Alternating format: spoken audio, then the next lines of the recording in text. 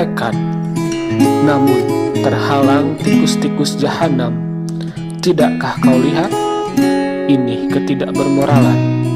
Kacung-kacung berdasi yang katanya berpendidikan. Oh, sungguh memalukan. Rakyat yang menjadi sengsara akibat ketidakadilan. Ulah para koruptor-koruptor sialan. Perjuangan ini tak akan aku sia-siakan. Sekecil apapun akan kulawan. Indonesia bebas korupsi untuk kemakmuran. Wahai muda-mudi, katakan tidak untuk korupsi.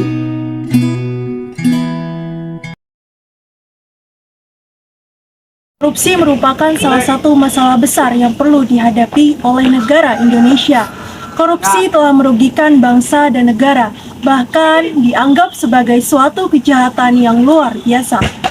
Korupsi telah mengurangi hak asasi yang dimiliki oleh masyarakat Indonesia. Pancasila sebagai paradigma anti korupsi memiliki kebijakan yang mengatur mengenai pemberantasan korupsi, bahkan dengan adanya hukuman mati bagi para koruptor. Dengan mendasarkan pada moral dan nilai-nilai budaya masyarakat Indonesia untuk memberantas korupsi dengan tetap menjunjung tinggi hak asasi manusia.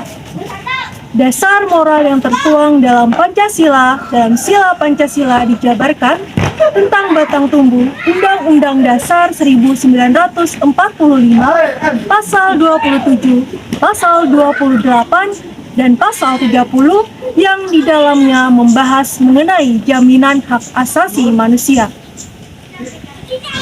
Pancasila sebagai paradigma anti korupsi.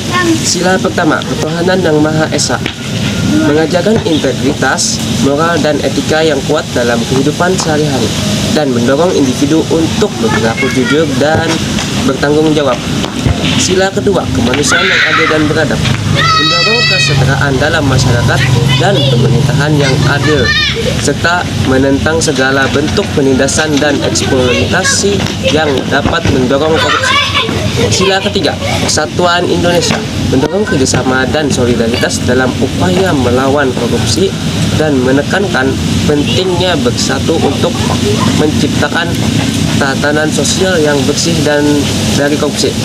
Sila keempat, kerakyatan yang dipimpin oleh hikmat kebijaksanaan dalam pemusyawaratan perwakilan, mendorong transparansi dan partisipasi masyarakat dalam proses pengambilan keputusan, dan melarang tindakan korupsi dalam penyelenggaraan pemerintahan.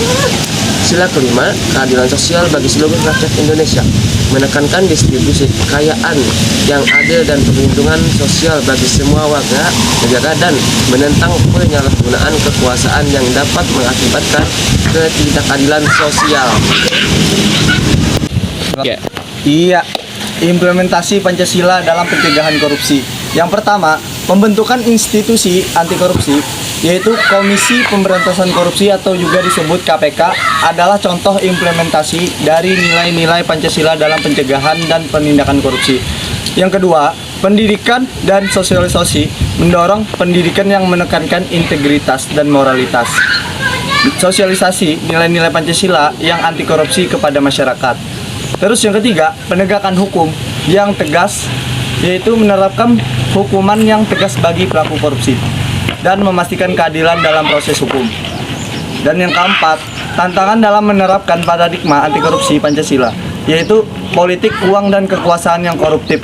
Terus yang kedua, perubahan budaya dan perilaku yang memerlukan waktu. 3. Jadi kesimpulannya adalah Pancasila adalah fondasi moral dan etika yang kuat dalam budaya Indonesia. Nilai-nilai Pancasila seperti kejujuran, keadilan, persatuan, dan kerakyatan dapat menjadi landasan dalam upaya pencegahan dan penindakan korupsi. Namun, implementasinya memerlukan kerja keras dari semua elemen masyarakat dan pemerintah untuk menciptakan Indonesia yang bersih dari korupsi. Pancasila mengajarkan nilai-nilai seperti integritas, keadilan, persatuan, dan kemanusiaan yang harus menjadi panduan dalam setiap aspek kehidupan, termasuk dalam tindakan pemerintahan. dan administrasi. Oleh karena itu, Pancasila bukan hanya sebagai dasar tetapi juga sebagai panduan moral yang mendorong pemberantasan korupsi dan menciptakan masyarakat yang lebih adil dan bermartabat. Dengan menerapkan prinsip-prinsip Pancasila secara sungguh dapat membantu mengurangi tingkat korupsi di Indonesia.